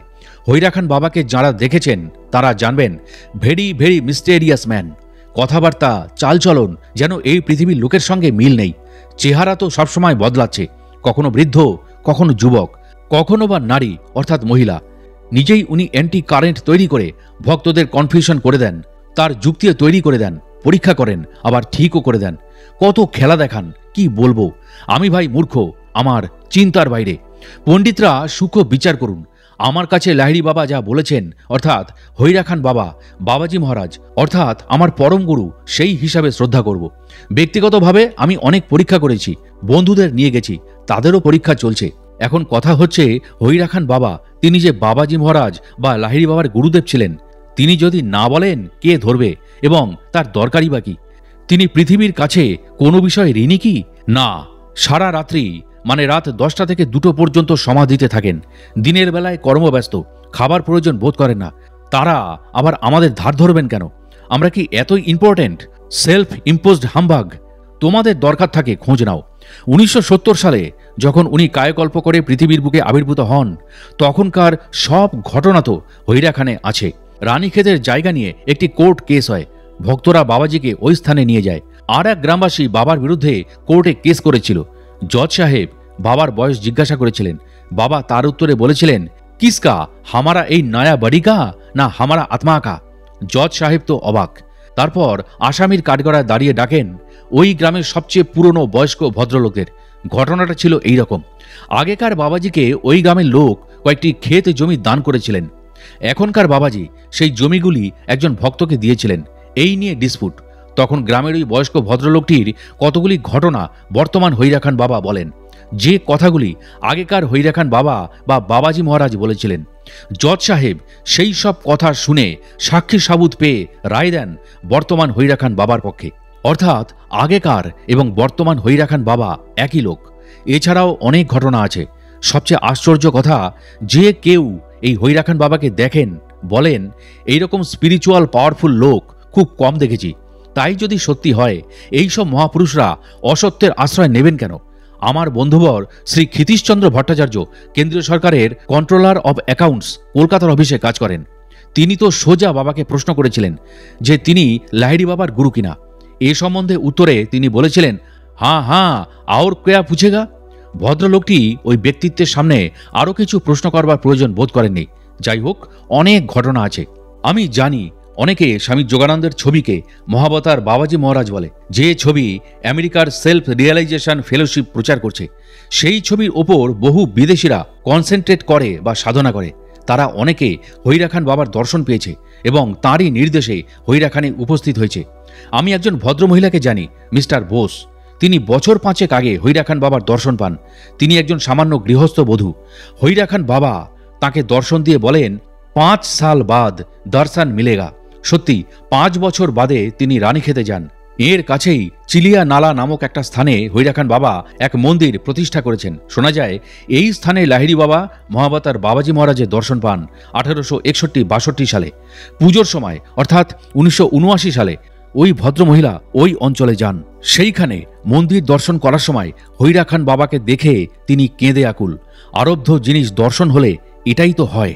শুধু তাই নয়, তার বাড়ি কলকাতার সল্টলেকের বিদ্যাসাগর কলোনিতে। একদিন তার 16-17 বছরের ছেলে রাত্রে ঘরে শুয়ে আছে, 3তলা বাড়ি। বাইরের ব্যালকনি দিয়ে হঠাৎ রাত 2টোর সময় দেখেন হৈরা খান বাবা ফিজিক্যালি ন্যাচারাল বডি নিয়ে তার ঘরে উপস্থিত। ওই সময় সাধারণত তিনি স্নান করেন। ছেলেটি বলছে সে দেখছে বাবার মাথার চুল ভিজে রয়েছে, টসটস করে জল পড়ছে, অর্থাৎ সদ্য স্নাত ভাব। ও তো দেখে অবাক। হৈরা খান বাবা ওর কুশল প্রশ্ন নিলেন। তারপর হঠাৎ তাকে ঘরের মধ্যে একটি চেয়ার দেখিয়ে বলেন, উধার সে চাদর লে লেও, গা পার দেও। ছেলেটি চেয়ার থেকে চাদর গায়ে নিতে গিয়ে দেখে বাবা উধাও। এইরকম বডি ফর্ম করার কত ঘটনা আমি জানি। আমার জীবনে এবারে হৈরা খান যাওয়ার আগে প্রায়ই হৈরা খান বাবা ঘরের দেওয়ালের মধ্যে আয়নার মতো দেখা দিতেন। আয়নার উপর যেমন চেহারা দেখা যায় তেমনি তার চেহারা দেখা যেত। আর প্রায় তিনি বলতেন, আ যাও ইধার আ যাও। বন্ধু বান্ধবদের বলেছি, যাওয়ার যোগাযোগ হয়নি, টাকা পয়সারও ব্যাপার আছে। হঠাৎ স্টেট ব্যাংকের শ্রী শ্যামল বোসের উদ্যোগে যাওয়া ঠিক হলো, টিকিট কাটা হয়ে গেল। এখন প্রশ্ন, হৈরা খান বাবা এখন কোথায়? আমি হৈরা খান বাবার ওই রকম দর্শন দানের সময় জিজ্ঞাসা করলাম। উনি বললেন, হৈরা খান আ যাও, হাম রায়ে গে। অনিশ্চিতের মধ্যে যাত্রা শুরু হলো। বন্ধু বান্ধব অনেকেই বললেন চিঠি লিখে কনফার্ম করে গেলে ভালো হতো। দ্বারকা বলল, কোনো ভাবনা নেই, চলো না, বাবা হৈরা খানে আছেন। তিনি আমাদের ঘরের মধ্যে দর্শন দিয়ে যখন বলেছেন, that will much more convincing. নির্দিষ্ট স্থানে পৌঁছানোর পর বন্ধুদের দ্বারকা বলল, দেখলে তো বাবা হৈরা খানে আছেন। আমার জীবনে এইরকম স্পিরিচুয়াল ওয়ার্ল্ডের কনফার্মেশন অনেকবার পেয়েছি, শতকরা 100 ভাগই ঠিক হয়। যদিও আমি জানি স্পিরিচুয়াল সাধনা আমার একদম নেই। লাহিড়ী বাবা দয়া করে যেটুকু করান তা আমি করি। কেমন করে বাবাজি মহারাজ বা হৈরা খান বাবাকে পেলাম সেই কথা বলি। তখন 1978 সালের এপ্রিল মাস। আমার চারিদিকে গোলমাল চলছে, আর্থিক কষ্ট চরম, স্ত্রীর অসুখ, ছেলের পরীক্ষা খারাপ খারাপ সব দিক দিয়ে, ধার দেনায় মাথা বিকিয়ে গেছে। একদিন রাত্রে লাহিড়ী বাবাকে নিয়ে ক্রিয়া করছি। লাহিড়ী বাবা বললেন, তোমার কষ্টের লাঘব আস্তে আস্তে কমবে, যত ক্রিয়া করবে তত এটা কমে যাবে। হাসছেন লাহিড়ী বাবা। আমি মনে করছি এটা সান্ত্বনার কথা। আবার বলছেন, তোমায় তিব্বতের ব্যাপারে অনেক কাজ করতে হবে। শুনছি আর ক্রিয়া করছি। এবার বললেন, তোমার আমার গুরুর সঙ্গে দর্শন হবে। আমি তো শ্বাস রুদ্ধ করে কথাগুলি ধরবার চেষ্টা করলাম। লাহিড়ী বাবার গুরু অর্থে বাবাজি মহারাজ, এও কি সম্ভব? স্বামী যোগানন্দের বইতে পড়েছি, এর গুরু যুক্তেশ্বর গিরি মহারাজের অনেক ঘটনা শুনেছি। একবার কোনো এক স্থানে তিনি বাবাজির দর্শন পান। বাবাজিকে একটু দাঁড় করিয়ে উনি ওর খাবার আনবার জন্য বাড়ির ভিতরে গেছেন। এসে দেখেন বাবাজি নেই। উনি একটু মনক্ষুণ্ণ হলেন। এ কিরকম কথা? মহাপুরুষটি কথা দিলেন অপেক্ষা করবেন, আর নেই। পরে কাশীধামে গিয়ে তিনি তার গুরু লাহিড়ী বাবাকে এই কথাগুলি বললেন। তখনও তিনি জীবিত। লাহিড়ী বাবা হাসতে লাগলেন। ওই সময় একদিন লাহিড়ী বাবার কাশীর বাড়িতে যুক্তেশ্বর গিরি মহারাজ ছিলেন এবং বাবাজি মহারাজের সাথে তার আবার দর্শন হয়। বাবাজি যুক্তেশ্বর গিরি মহারাজকে বললেন, तुम्हारा पास में तो वो रोज हम खड़े था, तुम्हारा दृष्टि साफा नहीं तो कैसे देखोगे, हम सूरज का पिछन में था। এই জাতীয় অনেক ঘটনা আছে। প্রণবানন্দ গিরি মহারাজ লাহিড়ী বাবার শিষ্য ছিলেন। তার শিষ্য ছিলেন জ্ঞান মহারাজ। কলকাতার টালিগঞ্জে থাকতেন। একবার কি কাজে উনি বেনারস যান। সেইখানেই এক্কা গাড়ি না রিকশায় তার সামান্য দুর্ঘটনা হয়। কলকাতায় তাঁর স্ত্রী চিন্তিত হবেন এটা মনে করে বাবাজি মহারাজ আগেই সশরীরে জ্ঞানবাবু স্ত্রীর কাছে হাজির হন এবং ঘটনাগুলি পুরোপুরি বলেন এবং তাকে আশ্বস্ত করেন। জ্ঞানবাবু স্ত্রী তখন তার নাম জিজ্ঞাসা করেন। তখন উত্তরে বলেন ক্ষিতীশচন্দ্র বাবাজি এবং সমস্ত কথা বাংলায় বলেন। সেই সঙ্গে একটি ঘটনার উল্লেখ করি। 1980 সালের 9 অক্টোবরের কথা। চিনিয়ানলা রানীক্ষেতের কাছে যে মন্দিরের কথা আগে বলা হয়েছে, সেইখানে আমার সাথে কয়েকজন বাঙালি ভদ্রলোক গিয়েছিলেন। এর মধ্যে শ্রী নন্দীবাবু ছিলেন, আর একজন প্রবাসী বাঙালি ছিলেন দিবাবু। তিনি আগে থেকে ওই মন্দিরে এসেছিলেন। ওইখানে মন্দির সংলগ্ন একটা বড় প্রাঙ্গণ আছে। বাবাজি নন্দবাবুর নামও জানেন না, সম্পূর্ণ অপরিচিত। নন্দবাবু দিবাবুকে ডেকে ওই প্রাঙ্গণের একধারে কথা বলছিলেন। আর এক বাঙালি ভদ্রমহিলা বীণাদি, আমার এক বন্ধুর স্ত্রী, হৈরা খান বাবার কাছে আর এক ধারে দাঁড়িয়েছিলেন। হঠাৎ হৈরা খান বাবা পরিষ্কার বাংলায় হাসতে হাসতে বললেন, শ্রীবাবু দিবাবুকে ডাকছে। আমার বন্ধু স্ত্রী বীণাদি তো শুনে অবাক। পরে ওই ঘটনাটি আমাদের সকলের ভেতরে আলোচনা হয়। প্রথম কথা, তখন পর্যন্ত উনি নন্দীবাবুর পরিচয় জানতেন না, নাম তো দূরের কথা। এ কি করে সম্ভব? যাক, যোগীরা সব পারেন। এদের কৃপায় যোগাযোগ সম্ভব হলো। ফলে দ্বারকানাথ, হৈরা খান বাবা বা বাবাজি মহারাজ বা ত্রম্বক বাবার দর্শন পেল। লাহিড়ী বাবার কথা অনুযায়ী তিব্বতে ধর্মগুরু দালাই লামার দর্শন হলো। একেবারে এক্সক্লুসিভ দর্শন। ভিআইপি খাতির 1978 সালের 14 জুন। তখন কলকাতায় চলে এসেছি। লাহিড়ী বাবার ভবিষ্যৎবাণী আমার বন্ধু বান্ধবরা জানেন। এর মধ্যে কলকাতার কয়েকজন লব্ধ প্রতিষ্ঠিত ব্যবসায়ীর সাথে আলাপ হয়। তাঁদের লাহিড়ী বাবা কিছু উপকার করেন। এদের আত্মীয়দের মধ্যে একজন হৈরা খান বাবার দর্শন পান। তিনি হৈরা খান বাবাকে আমার সম্বন্ধে সব কথা বলেন। হৈরা খান বাবা তখন অনুমতি দেন এবং পরে আমার দর্শন হয়। দর্শন হবার পরও সন্দেহ থাকে, ইনি কি সেই বাবাজি মহারাজ? পরীক্ষা নিরীক্ষা দুই তরফে চলে। তারপর আমার বুদ্ধি হার মানে, অঙ্ক মিলে যায়। আধ্যাত্মিক জগৎ তো আছেই, আরও অনেক কিছু যা ব্যাখ্যাতীত। একদিনকার একটি ঘটনা বলি। রাত্রে সাধনায় বসেছি, ক্রিয়া চলছে। এখন মূলাধার থেকে বায়ু মাথার উপরে সবসময় চলে। সেদিন ঠক্কর ক্রিয়ার সাথে ওঙ্কার ক্রিয়া চলেছে। হঠাৎ সমাধির মতো দেখি আমি এক পাহাড়ের উপর দাঁড়িয়ে, চারিদিকে জঙ্গল, সামনে পাহাড়ের একটা গুম্ফা। হঠাৎ দেখি তার মধ্যে থেকে লম্বাকৃতি সাধু বেরিয়ে আসছেন, হাতে ত্রিশূল, গায়ে জামা হাঁটু পর্যন্ত, সামনে কিছু কিছু কালো দাড়ি, কৃশ হলেও বলিষ্ঠ চেহারা, মাথার ওপর কিছু একটা দেওয়া, টুপিও হতে পারে, চাদরও হতে পারে। দেখি লাহিড়ী বাবা দাঁড়িয়ে। হঠাৎ চেহারা বদলে গেল। ওই সাধুটির মাথা কে যেন সরিয়ে দিল এবং সেখানে হৈরা খান বাবার মুখটি কে বসিয়ে দিল। এক লহমার মধ্যে সব হয়ে গেল। আমি প্রত্যক্ষ করলাম। লাহিড়ী বাবা দেখিয়ে দিলেন বর্তমান হৈরা খান বাবা বা ত্রম্বক বাবা বা বাবাজি মহারাজ এক এবং অভিন্ন। এরপর সবচেয়ে আশ্চর্য ঘটনা, 1980 সালের 11ই অক্টোবর যখন বন্ধুদের নিয়ে লাহিড়ী বাবার গুম্ফা দর্শন করতে যাই দ্রোণগিরি পাহাড়ে, তখন ওই গুম্ফার স্থানগুলি আমাদের পরিচিত লাগে। গুম্ফার আসনটিও আমি দেখি, ভাবতে অবাক লাগে এই জায়গাগুলি আমার সব পরিচিত। এর আগে আমি ভিশনে যা দেখেছি হৈরা খান বাবা এবং বাবাজি মহারাজ সম্বন্ধে, তার পুরো ঘটনাটি আমার বন্ধুদের বলি, যেমন শ্রী সলিল মিত্র, নীরেন দত্ত, শৈলেন দত্ত ইত্যাদিকে। কিন্তু তখনও আমার দ্রোণগিরি পাহাড় দর্শন হয়নি, কিন্তু জায়গার বর্ণনা দিয়েছিলাম। সলিলবাবু আমার আগেই ওই গুম্ফা দর্শন করেছিলেন, সেই কারণে বর্ণনাটি স্বীকার করলেন। বাস্তবে যখন আমি নিজের চোখে দেখি সেই একই দৃশ্য, সেই সমতল জায়গা, সেই সিঁড়ি, সব মিলে গেল। এরপর আর কোনো প্রশ্ন থাকে না। আমার কাছে হৈরা খান বাবা কে?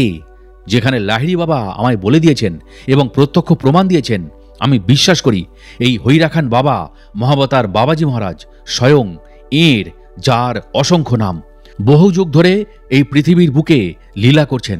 কখনো ত্রম্বক বাবা, কখনো বিশ্বনাথ বাবা, আবার কখনো হৈরা খান বাবা, কত কি। এরপর আরেকজন মহাত্মা সম্বন্ধে কিছু বলা উচিত। আমার সাধনার সাথে লাহিড়ী বাবা সবসময় সাহায্য তো করছেনই, এছাড়াও নিমতলার দাদু বা পরাণ ঠাকুর আমাকে অনেক কিছু দিয়েছেন। দিনের পর দিন ওর কাছে চুপ করে বসে থেকেছি, আর উনি জোর করে, কখনো কখনো আদর করে, যেমন মা তার সন্তানকে খাওয়ায়, আমাকে আধ্যাত্মিক সচেতনতা এনে দিয়েছেন। কখনো উনি গড়গড় করে বুকে চলেছেন। আমার হয়তো যাবার তাগিদ, উঠতে পারছি না, কিন্তু উনি যেন কুইনাইন মিক্সচার তেতো হলেও জোর করে আটকিয়ে রেখে আমার জীবনে সাহায্য করেছেন। একদিন হাসির একটা ঘটনা ঘটে। ওর তখন বর্তমানে নিমতলার তেরপলওয়ালা ঘরটির মেঝেটা পাকা ছিল না, প্রায় ছুঁচো ইঁদুর ঘুরে বেড়াতো। ঘরটি প্রায় অন্ধকার, টিমটিম করে ছোট্ট একটা মোমবাতি জ্বলছে। দাদু কলের জলের মতো বুকে চলেছেন। শীতের রাত্রি, রাত প্রায় 9:30 হবে। হঠাৎ একটা ছুঁচো ওই ঘরে কিচিরমিচির করে উঠল। সেই আওয়াজটি এমন মনে হলো পরিষ্কার ছুঁচোটি বলছে, বেশি বকিসনি তো। দাদু তো শুনে হেসে উঠলেন, শোন দ্বারকা, ছুঁচোটা আমায় ধমকাচ্ছে।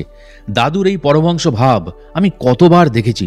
ওর মন বলে কোনো বস্তু নেই, সব যেন মুছে দিয়েছেন। যদিও তিনি ওপারে পৌঁছেছেন, তবুও কর্ম করতে হবে, এই হিসাবে কর্মের পরিবর্তে কথা বলে যান।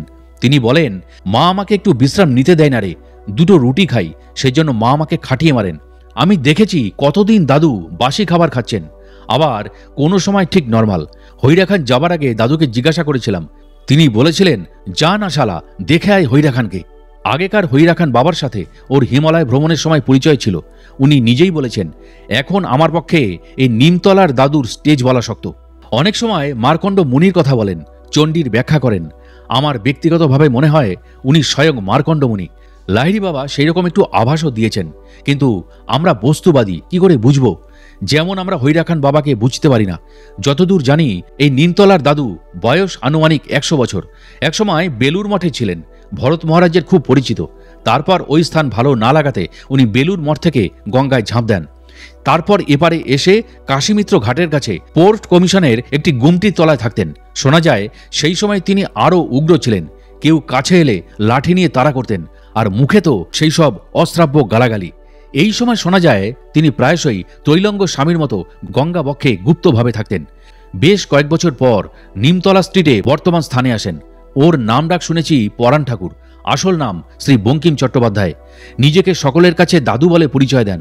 উনি বলেন ওর মায়ের দেহরক্ষার পর ঘর ছেড়ে বাইরে বেরিয়ে পড়েন। তখন বোধহয় MA পাশ করেছেন। রাজনীতিও কিছু কিছু করতেন। তা এখন বয়স হবে প্রায় 100 বছরের কাছাকাছি। প্রথম জীবনে শুধু একটি লেংটি পরে বেরিয়ে যান, সঙ্গে ঝোলাও ছিল না। এখন বহুদিন উলঙ্গ থাকেন। প্রণাম করা বারণ, কারণ উনি বলেন সব ঘটে ভগবান, অতএব শির নিচু করা উচিত নয়। উনি বলেন সুভাষচন্দ্র জীবিত, সাধনায় মগ্ন। তোমরা আধ্যাত্মিক উন্নতি লাভ করলে উনি আসবেন। সব সংসার নারায়ণের সংসার। লাহিড়ী বাবা বা অন্যান্য মহাপুরুষদের কৃপার অন্ত নেই। সূক্ষ্ম জগৎ থেকে এরা তাদের প্রশিষ্য বা ভক্তদের পৃথিবীর এই মহাযজ্ঞে পরস্পর মেলামেশা করাচ্ছেন। দ্বারকানাথের কাছে কত লোক এসেছেন এবং লাহিড়ী বাবার কৃপা পেয়েছেন। ওই শিষ্যদের সমস্যা লাহিড়ী বাবা সমাধান করে দিতেন। একজন ভদ্রলোক, যিনি একসময় কালেক্টর ছিলেন, এখন অবসরপ্রাপ্ত, প্রণবানন্দ গিরি মহারাজের প্রশিষ্য। তিনি রোজ ভোর 3টের সময় উঠে সাধনা করেন। একদিন দ্বারকানাথের কাছে হাজির। লাহিড়ী বাবা তার ক্রিয়া সমস্যা মিটিয়ে দিলেন। এখন আনন্দে কাজ করছেন, খুব উন্নত অবস্থা। আবার কেউ কেউ চটে আছেন, কারণ তারা দ্বারকানাথকে ক্রিয়াযোগী মনে করেন না। কিন্তু তাদের কাছে যখন লাহিড়ী বাবার কথা বলা হতো তারা চুপ করে শুনতেন, যদিও চটা। মনে মনে তারা শ্রদ্ধা জানিয়ে চলে গেছেন। তাদের অনেকের দ্বারকানাথ সম্বন্ধে কোনো আপত্তি নেই। আপত্তি কেবল বাবাজি মহারাজ বা হৈরা খান সম্বন্ধে। আমি কি বলবো, যাও দেখে এসো, পরীক্ষা করো। সকলেরই কথা হৈরা খান বাবার মতো মহাপুরুষ এই পৃথিবীতে বিরল, তবুও তারা সন্দেহে দোলায়মান। আমি আর কি বলবো, খবরটা শুধু প্রচারের অপেক্ষা। অ্যাস্ট্রাল ওয়ার্ল্ডের মহাপুরুষরা আমায় এই কাজের দায়িত্ব দিয়েছেন। চন্দননগরের পাগলা বাবার কাছে পৌঁছে দিয়েছি। উনি লাফিয়ে উঠেছেন। আসলে উনি পাগলা নন, মাল মশলা নিয়ে চুপ করে বসে আছেন। প্রথম জীবনে ভোলাগিরির কাছে দীক্ষা নেন, তারপরে রাম ঠাকুর। সেই সময়কার একটা ঘটনা আমায় বলেছেন। তখন 1952 সাল। পাগলা বাবা প্রমথনাথ ভট্টাচার্য, যিনি ভারতের সাধকের লেখক শঙ্করনাথ রায় ছদ্মনামে লিখতেন, রাম ঠাকুর, উনি নিজে এবং আরও কয়েকজন ভিক্টোরিয়া মেমোরিয়ালে গল্প করছেন। প্রমথবাবু বললেন, গল্প করতে গিয়ে আমার আজ নিমতলা স্ট্রিটে একটা অ্যাপয়েন্টমেন্ট নষ্ট হলো। রাম ঠাকুর বললেন, সে কি কথা, তুমি আমাদের জন্য কথার খেলাপ করবে? সে তো হয় না। তখন বিকেল 5টা বাজতে 2 মিনিট বাকি। ঘড়ি দেখে জানা গেল 5টায় অ্যাপয়েন্টমেন্ট। 2 মিনিটে নিমতলা স্ট্রিটে যাওয়া একদম অসম্ভব। হঠাৎ শ্রদ্ধেয় রাম ঠাকুর ঘুরে বসলেন। প্রমথবাবুর মাথায় 2টো টোকা মারলেন। প্রমথবাবু অদৃশ্য। পাগলা বাবা বলছেন, এ আমার নিজের চোখে দেখা। প্রমথবাবু গন্তব্যস্থানে পৌঁছে গেলেন। পাগলা বাবা কারুর তোয়াক্কা রাখেন না। ভক্ত শিষ্যদের বলেন, এরা সব চোর, এদের একদম বিশ্বাস করো না। অর্থাৎ তার ঐশ্বরিক সম্পদ চুরি করতে এসেছে। এই পাগলা বাবা ভূপেন্দ্রনাথ সান্যালের ঘনিষ্ঠ বন্ধু ছিলেন। এখন বয়স 75। বলিষ্ঠ লম্বা চেহারা, স্থির পদক্ষেপ। ওর স্ত্রী তেমনি মাতৃময়ী, যেন স্বয়ং লক্ষ্মী প্রতিমা। ভগবতী মা সকলকে স্নেহ দিচ্ছেন এবং সংসারের কাজে সব সময় ব্যস্ত। পাগলা বাবা 2.5 বছর গৃহত্যাগী ছিলেন। বাবাজি মহারাজের খোঁজে সারা ভারতবর্ষ ঘুরেছেন। ওর অর্থকষ্ট ছিল না, তবুও কপর্দক্ষীণ হয়ে বাবাজির খোঁজে গৃহ ছাড়া হন। শেষ পর্যন্ত 1958 সালে দেওঘরে ত্রিকুট পাহাড়ে হাজির। তখন একদম ক্লান্ত, ভিখারি, সদা ক্রন্দনরত। মীরাবাইয়ের মতো কোথা গিরিধারী, তেমনি কোথা বাবাজি। আসলেন দেওঘরে, চললেন ত্রিকুট পাহাড়ে, যেখানে বালানন্দ স্বামী সিদ্ধি লাভ করেছিলেন। তিনি ভাবছেন তিনি হতভাগা, বাবাজির দর্শন পাবেন না। ভাবলেন লোকের সংসারের জন্য আত্মহত্যা বা দেহত্যাগ করে। মনস্থ করলেন তিনি বাবাজির জন্য দেহত্যাগ করবেন। বাবাজি, তুমি আমাকে গৃহছাড়া করেছ, তুমি আমাকে বারে বারে হাতছানি দিয়ে ডেকেছ, তুমি আমার কাছে অস্পষ্ট হয়ে রয়েছ। আমি আর এই দেহ রাখব না। পাহাড়ের চূড়ায় দাঁড়িয়ে ঝাঁপ দেবেন বলে একদম প্রস্তুত। হঠাৎ আকাশ কেঁপে উঠল। আলোয় আলোয় চারিদিকে ঝলমল করে উঠল। একটি জ্যোতির মধ্য থেকে বাবাজি মহারাজ বেরিয়ে এলেন। ওকে স্পর্শ করে আশীর্বাদ দিলেন, শিষ্য করে নিলেন, ফিরে গেলেন কৈলাসে। ব্যাস, সবকিছুই সমাধান হয়ে গেল। পিতা পুত্রের মিলন, এক হয়ে গেলেন। বাবাজি ও পাগলা বাবা এক রূপে প্রকট হলেন। সেই জন্য উনি নাম নিয়েছেন বাবাজি মহারাজ। সেই জন্য হৈরাখানে অনেকে বলতে শুনেছি, মহেন্দ্র মহারাজ স্বয়ং বাবাজি মহারাজ। শক্তির একত্ব হলে গুরু শিষ্য প্রভেদ থাকে না। জিসাস ক্রাইস্ট বলতেন, father and myself are one. ঠিক কথা, কে বড় কে ছোট সব এক। পরপর দৃশ্য সাজালে দেখা যাবে সেই বিরাট ওয়াননেস। মহাত্মা শ্রী শ্রী রাম ঠাকুর সম্বন্ধে আরেকটা অদ্ভুত ঘটনা বলি। আমার বন্ধু শ্রী শৈলেন দত্ত তখন কুমিল্লা শহরে, বর্তমান বাংলাদেশে অবস্থিত। সালটা হবে 1943 ডিসেম্বর মাস। শৈলেনবাবু ব্রিটিশ পুলিশের চোখ এড়িয়ে দেশের বাড়ির কাছে এক গুপ্ত জায়গায় আছেন। তখন শ্রী ঠাকুর গোমতী নদীর ধারে একটি আশ্রমে থাকেন। প্রচুর লোকজন তখন শ্রী ঠাকুরের ভক্ত বা শিষ্য। প্রতিদিন হাজার হাজার লোক ওই ছোট আশ্রমে যাতায়াত করেন। শৈলেনবাবুর মামি এবং স্বর্ণকমলবাবুর স্ত্রী শৈলেনবাবুকে সাথে নিয়ে শ্রী ঠাকুরের কাছে আসেন। শৈলেনবাবু এদের গাইড হিসাবে ছিলেন। ভদ্রমহিলা দুজনে প্রণাম করার পর ফেরার পথে শৈলেনবাবুকে গুরু মাহাত্ম্য বোঝাচ্ছেন। শৈলেনবাবু কথায় কথায় বললেন ওদের এইসব কথাবার্তা তিনি বিশ্বাস করেন না। রাস্তায় যেতে যেতে নানান তর্কের পর স্থির হয় যদি তাঁদের শ্রী ঠাকুর অত লোকের মধ্যে সকলকে অর্থাৎ হাজার হাজার দর্শনিচ্ছু ভক্ত শিষ্যদের বার করে দিয়ে শৈলেনবাবুকে একা ঘরে ডেকে দীক্ষা দেন, তবে তিনি দীক্ষা নিতে রাজি। এই বলার সঙ্গে সঙ্গে ওই দুজন ভদ্রমহিলা, তবে রে ছেলে, আমাদের গুরুকে অপমান, চলো আমাদের গুরুর মহিমা দেখবে চলো বলে বাড়ির দিকে না গিয়ে আবার আশ্রমে এসে হাজির। শৈলেনবাবু ভদ্রমহিলা দুজনের বজ্র মুষ্টিতে আবদ্ধ। টানতে টানতে তাকে নিয়ে এলেন আগের সেই আশ্রমে। আশ্রমে এসেছেন শুনে শ্রী শ্রী ঠাকুর হঠাৎ অসুস্থ হয়ে পড়েছেন। তখন ওই দুই ভদ্রমহিলা খুব উদ্বিগ্ন। শৈলেনবাবুকে বললেন, যাও না ঘরের ভেতর গিয়ে দেখে এসো না গুরুদেবের কি হয়েছে। শৈলেনবাবু ভাবছেন এই তো গুরুর চেহারা, গিয়ে কি হবে, তবুও যেতে হয়। মায়েদের খবরটা দেওয়া তো দরকার। স্বদেশী করি, একটা হিউম্যানিটেরিয়ান গ্রাউন্ড তো রয়েছে, অসুস্থতার খোঁজ নেই। ঘরের কাছে গিয়ে দেখেন সব লোককে বের করে দেওয়া হয়েছে, সব দরজা জানলা বন্ধ। একজন ভদ্রলোক তখন একটিমাত্র দরজা খোলা ছিল, সেটাও বন্ধ করতে যাচ্ছে। এমন সময় শৈলেনবাবু দরজার কাছে গিয়ে উঁকি মারছেন। হঠাৎ ভেতর থেকে ঠাকুরের আওয়াজ, ওকে ভেতরে আসতে দিন। যে ভদ্রলোক ঠাকুরের শিষ্য দরজা বন্ধ করছিলেন, একমাত্র শৈলেনবাবুকে ঘরে ঢুকিয়ে দরজা বন্ধ করে দিলেন। শৈলেনবাবু তো অবাক। ঘরে তখন তিনি এবং শ্রী শ্রী রাম ঠাকুর, আর ওই অত বড় ঘরে কেউ নেই। আশ্চর্য! শৈলেনবাবু কোথায় রাস্তায় দাঁড়িয়ে দম্ভ করে যে কথা তার মামি ও স্বর্ণকমল বাবুর স্ত্রীকে বলেছিলেন, বাস্তবে শ্রী ঠাকুরের কাছে এসে ওই অবস্থা দেখে তার মুখ দিয়ে আর কথা সরছে না। তার দম্ভ চূর্ণ, অহংকার ভেঙে খান খান হয়ে গেল। শ্রী ঠাকুর ডেকে শৈলেনবাবুকে দীক্ষা দিলেন। তিনি বললেন, নামের মাহাত্ম্যের কথা, নাম এত পবিত্র, এত সুন্দর, যে স্থানে করবে সেই স্থান পবিত্র হয়ে যাবে। এই সেই রাম ঠাকুর এমন সূক্ষ্ম জগতে নেমে এসেছেন, খুব অ্যাক্টিভ, কল্কি অবতার, কাজ এগিয়ে নিয়ে চলেছেন। তিনি আমাদের প্রণাম গ্রহণ করুন। নিমতলার সাধু বলেন, সর্বহারা হও, সর্বহারা দল ভবিষ্যতে রাজত্ব করবে। সেই এক ওয়াননেসের সুর। সর্বহারা না হলে তো সর্বহারা হওয়া যায় না। ভারতবর্ষে সনাতন হিন্দু ধর্মের প্রচার অনেক আগেই হয়ে গেছে। দেখি বুদ্ধ, মহাবীর, নানক, চৈতন্য ইত্যাদিকে। ইতিহাস কাউকে ক্ষমা করে না। ইতিহাসের লেখনী ঠিকই রয়েছে। নৈতিক উন্নতি না হওয়াতে অ্যানিম্যাল ফোর্স সবসময় অ্যাক্টিভ। নিমতলার দাদু অত বৃদ্ধ, কর্ম করে চলেছেন। নিজে আচরিয়া ধর্ম অপরে শেখাও, সেই আদর্শ কোথায়?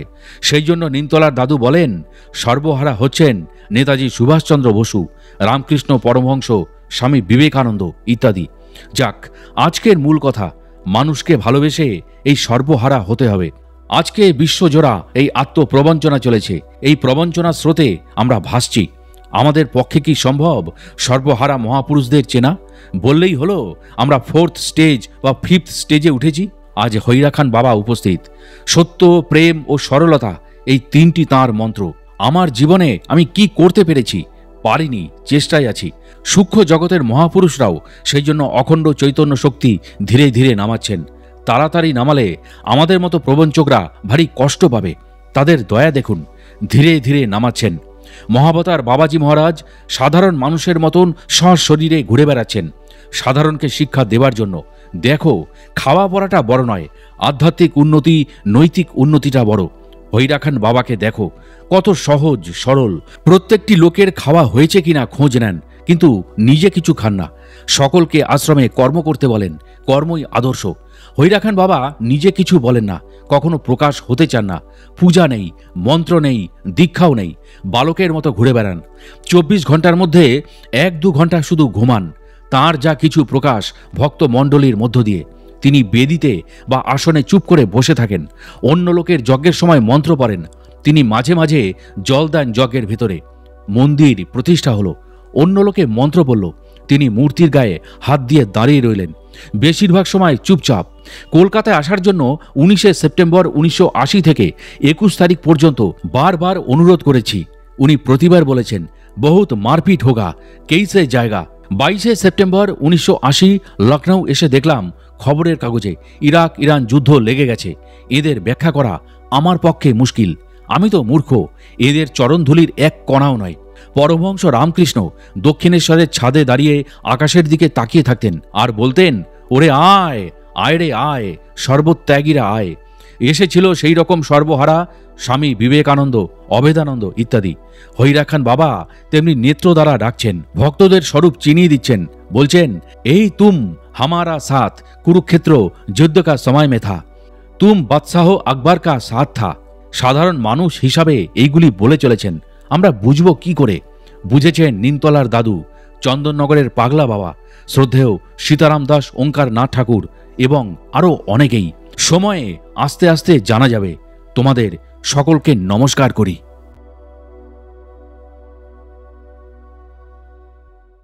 প্রিয় দর্শক ও শ্রোতা, আজকের এই কাহিনীটি আপনাদের কাছে কেমন লাগলো তা অবশ্যই আমাকে কমেন্ট ও লাইক দিয়ে জানাবেন। এবং এই ধরনের কাহিনী নিয়মিত যদি পেতে চান তবে অবশ্যই আমাদের সাধক অলৌকিক রহস্য ইউটিউব চ্যানেলটি একটুও মনে দ্বিধা না রেখে বা সময় নষ্ট না করে এখনই সাবস্ক্রাইব করে ফেলুন এবং পাশের বেল আইকনটিও অল করে দিতে ভুলবেন না। তাহলে আজকের মতো বিদায় নিচ্ছি। খুব শীঘ্রই ফিরে আসছি কোনো মহাত্মা যোগী পুরুষের অলৌকিক জীবন কথাকে নিয়ে।